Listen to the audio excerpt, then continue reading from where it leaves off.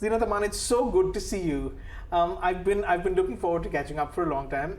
I have to say, I last saw Panipat, and that was such a pleasant surprise to see you sort of pop in for that one scene. It was just lovely when you're a big admirer of someone's work, and then you sort of see them unexpectedly. That was so lovely. Thank you. And now you're doing the play, of course. Yes. The play is called Dearest Bapu, Love Kasturba. Yes.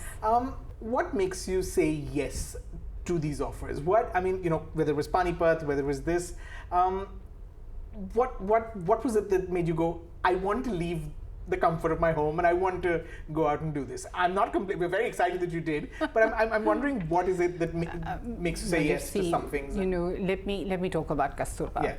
When I first received the script, my immediate reaction to my director was, well, why me? Right. And his answer was, well, why not you? And you said why me because it's exactly the kind of part that one wouldn't conventionally think of you for. Absolutely. Because my image, on celluloid has been contemporary, right. Western, good bad girl, bad good girl, correct. Good girl, bad girl with a golden heart, and right. all of that right. in all the films that I've done over the years. So to actually think of Zeenat Aman doing Kasturba is, everybody sort of goes on the back foot and goes, how come? Right. Now that was a challenge for me. And of course, when I first had the script, it was a solo script for Kasturba, and that was a bit daunting because it was very long and very. There was just too many lines, right. and of course, I think my director himself, it wasn't his final script. So then, subsequently, he brought in Gandhi, and he, made the script more compact. And it turned out to be very interesting. Honestly speaking, I knew nothing about Kasturba when I started, but he had done an infinite amount of research, and he presented that to me. And I was very intrigued by her journey because Rajeev, one always knows about the Mahatma. Right. And there are multiple plays and stories and yes. things done on him, but nobody knows about her journey with him. And I found it very intriguing. And what was so interesting was the way this is conceptualized. Right. Because it's conceptualized as a love story. A love story between two people who knew each other at the tender age of 3 and 4. Right. They were engaged by the time they were 7 years old, and by the time they were 13, they were married. And she was a very strong woman in her own way, and she influenced him in a lot of things that he did. Right. I mean, he admits freely that he learned the concept of satyagraha from Kasturba, from her. Right.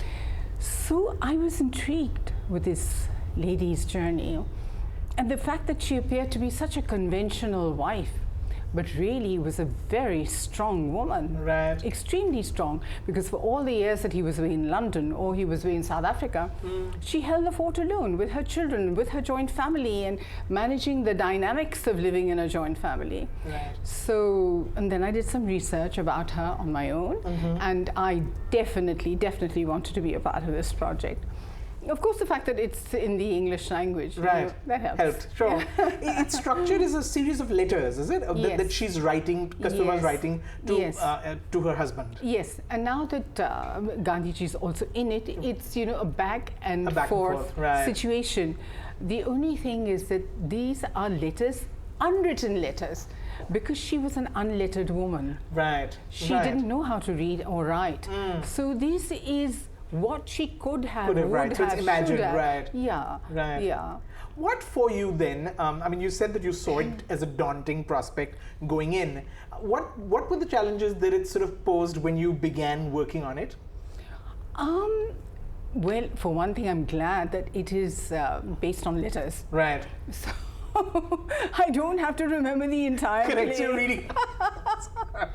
So that helped. So once I got over that hump, and then, we did a lot of run-throughs and rehearsals and readings. And you have Arif as your co-star. Yes. Arif Zakaria plays who's of course an extremely talented actor. Yes.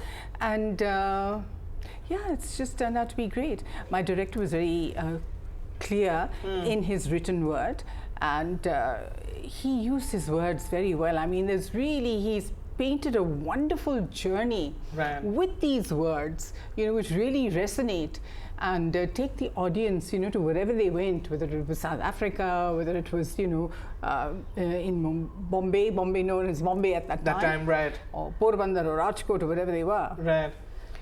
So he's used the imagery of words to transport the audience to wherever they were. So it's. I hope that we can, take the audience along this journey with us. You're going to travel with this play quite a bit. Yes. What was the physical preparation for this part like? Because I've seen a still, and you transform. Well, it was, we really, my director basically and myself, we tried to be true. Right. We tried to be as true as we could within the parameters, because I'm a tall woman and she was a petite lady. Right. So in as much as we can with what we've got. I mean, obviously, I can't get shorter. Correct. Yeah. But with whatever we've got, But he was very clear. He said no makeup, entire aging process. Don't be afraid to look old, whether it's, drawing more lines or darker circles or creating the entire age. Be fearless in that and just go with it. So really, it was his vision. And did you enjoy that? Did you enjoy sort of creating a character? I mean, I would imagine it reminded you of the time that you worked more frequently, and where you created more characters and all those. Satyam Shivam Sundaram. And that famous story of how you went and got that part. You put apparently tissue paper on your face. I stuck tissue paper with glue and scrunch it all up and put the makeup on it and went with that burnt face. Yeah, you have to believe in what you do. I think. As an actor, you have to be as authentic as you possibly can. Right. I know it's meant to be a love story. It's treated as back and forth between the couple. But did this play give you an insight into what, or perhaps not an insight, just remind one of what Gandhi stood for and why that continues to be relevant in today's very divisive times? Definitely. I mean, Kasturba's journey was the same journey as Gandhi. Right. So you cannot understand Kasturba without understanding Gandhi's journey. But having said that, Kasturba Gandhi did not always agree with everything that he did. She did not believe 100% in a lot of what he did. But yet, since it was inculcated in her to stand by her man and to be firmly by his side, that's what she did. Right. He went through this, they were in their 30s, they were very young when he became celibate. And she could not understand that. She could not fathom that because she was in the prime of her womanhood. And she didn't agree with it. And all his experiments with sex, with the boys and girls, staying together but not being together and all of that. So she didn't agree with that. And that's what, that's what all this, this is how it all unfolds. Right. But she went ahead and stood by him, in spite of the fact that there were many things that she didn't agree with. And she also does talk about that. She does not critique him. She does not laud him, but she stands by him. Right. She doesn't agree with everything he does. There was a time when he says, of course, like I mentioned, that he learned satyagraha from her. Right. But also, he was insistent that children and women should be part of this movement. And she was, children are small. She said, how can you expect children? He says, no, they're the future of the nation. They should be. And women too. And he told her, he said, if you're going to die, die. Die. I don't care. Right. Go, die, do satyagraha. I'll worship you like a goddess. So this is who he was. Right. And it's so interesting to know the interaction between these two people. Right. Yeah. What is the thrill of live theatre? You're not new to it. You did a production, I read, I wish I'd seen of The Graduate. I know. You were Mrs. Robinson, a role that I would imagine actually something that I can imagine a lot of people thinking of you as. That was a couple of years, that was some years ago. Yeah, that was 15 years ago. That's right, in 2004 actually. It was a long time ago, and we performed the same at the NCPA, and we did that, So that was also exciting. I didn't smoke, and I had to smoke, and the first 2 times I'd rehearsed with actual nicotine, it made me dizzy. So then I had to, find cigarettes that didn't have any nicotine and then, smoke them so that I could concentrate on the play instead of being so giddy since I'm a non-smoker. No, so it has its own challenges, being in front of a live audience. You had to have learned your lines for that one. Oh, for that I had to learn my lines. I had to learn my lines. So that was also a play in English, so it was not too difficult, and Is there a thrill, that is very different from making films? Absolutely. You have a live audience and you're performing in front of them, and some days it can go very good and some days maybe it won't go so good. Right. So you have to be prepared for all of that. Yeah. As terrifying as exciting? I don't know yet. Right. I will know from the 21st what's going to happen. Yeah. In film, Zeenat, you were, along with, say, Parveen, you were the women that changed the way that one looked at the Hindi film heroine. You were, like you mentioned, the Western influence, the more. I mean, up until that time, the woman in the Hindi film was either the vamp or the heroine, but you could have now, the woman who's sort of Western looking, who's both. That sweet spot. You hit the sweet spot in beautiful films like Qurbaani and Dawn. I mean, just incredible. Roma is one of those iconic characters. How do you look back at that? Do you miss acting? You work so infrequently? This is a fan question. I think you can make that up. No, I tell you, the years that I worked, I gave it 100%. I worked for long hours for many years. It was like, a horse with blinkers on. I worked in at least 80 films as the main female protagonist, which is a lot of work in that amount of time. And I was very dedicated and passionate about it. So when I stepped away after my first son was born. Yeah. Then I went to a different zone, and I was as dedicated and passionate about my kids as I was about films. So did I miss it? No, I didn't miss it. But what I really enjoy now is that people remember those films. Right. Whenever I travel all over the world, Correct. They are happy to see me.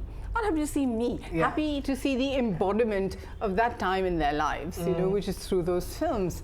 And it gives me a lot of joy to understand, as they make me understand that they want to thank me for the happiness that I brought to them, whether they were at college or at school, or they were bunking and going or hiding, and they were, going to see Satyam Shivam Sundaram or whatever it was.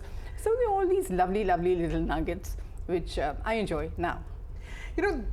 We talk about how things have changed for women in film, acting roles, and yet I wonder, does a role like Kasturba in the play, does it offer more than what films would offer today? Rajeev, honestly, I think that Hindi cinema is based on economics. Yeah. You know that. Okay, so I don't think that the many financiers want to finance an age-appropriate woman-based story because they're not sure that it will bring back the returns that they're looking for. The several hundred crore club. Which is a real shame, because in the West you do have Meryl Streep, and you have Sally Field, and you have Susan Sarandon and Emma Thompson, and yes, those are not tentpole films, but there is material every now and then which is hopefully there has been progress in that direction, undoubtedly, since the years I was in Hindi cinema. Right. There has been progress in that direction. And yes, I'm sure there will be, good films, being made with the main female protagonist. Yeah. Right. Finally, when you sort of look back and look ahead, are there still boxes that you'd like to tick? Are there unfulfilled acting dreams, unfulfilled? Rajeev, I've lived as long as I have. I'm so grateful for everything that came my way. I love it. I'm so grateful for every new day. My life is full of gratitude for everything that happens, and I so embrace the here and the now. Like being here with you, talking to you, sharing these moments. This is very important to me in the here and now. My doing this play is very important for me in the here and now. Right. So this is where I'm at. Tomorrow, we'll see, whenever it happens. Yes. Well, as you're, and I think I speak for many of your fans. I think the play is a great is a great opportunity to watch you and to watch you do what you do so well, and hopefully you will not put a stop to it every time there is an opportunity, even if it's a small blink and you missed it in Panipat. It's always nice to see you on screen. So thank you. Cannot wait to watch the play, and hoping that they will find something exciting for you to do, for years to come. Thank you. Thank you so much. Thank you. Thank you.